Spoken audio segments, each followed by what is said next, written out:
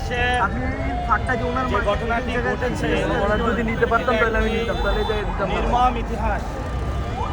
আপনারা জানেন যে 71 সালে এই ধরনের কাহিনী আমরা দেখেছি। নারীদেরকে রেপ করা, নারীদেরকে বাড়ি থেকে তুলে নেওয়া, যেই সংস্কৃতিটা, সেই সংস্কৃতির বীজ এবং রক্ত বিএনপির মধ্যে নির্বাচনের মধ্য দিয়ে ভর করেছে। কেন করেছে? কারণ এই ইলেকশনে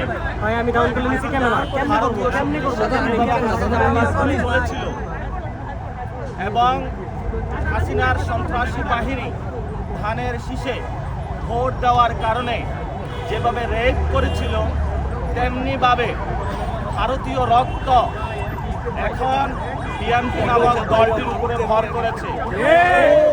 সেই জন্য তারা গণ অভ্যুত্থান থেকে গড়ে ওঠা জাতীয় নাগরিক পার্টি শাপলা কলি প্রতীকে ভোট দেওয়ার কারণে আমাদের সম্মানিত বোনকে যেভাবে তারা সামনে দিয়ে আবার হাতটা ঢুকাইছেন কে? এটা বাংলাদেশে ইতিহাসে একটি নজিরবিহীন ঘটনা হয়ে থাকলো। কেন তারা করেছে? এই ইলেকশনে মা এবং বোনেরা সবাই এগিয়ে এসে দাঁড়িপাল্লা শাপলাকলিতে ভোট দিয়েছিলেন। তারা জালেমের জুলুমতন্ত্রের বিরুদ্ধে দাঁড়িয়েছিলেন।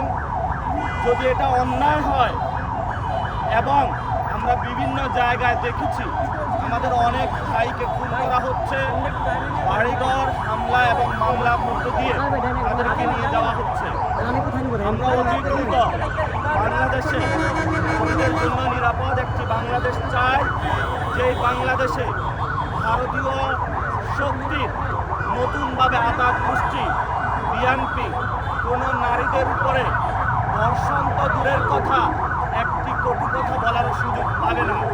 এই জন্য বাংলাদেশের জনগণকে নতুনভাবে লড়াইয়ে আমরা আহ্বান জানাচ্ছি। এবং আপনারা জানেন যে আমাদেরকে যেইভাবে ঢাকা আসনে হারানো হয়েছে ভোট চুরির মাধ্যমে, আমি বলেছিলাম আপনাদেরকে এই ইলেকশনে ইঞ্জিনিয়ার তাদের বেলা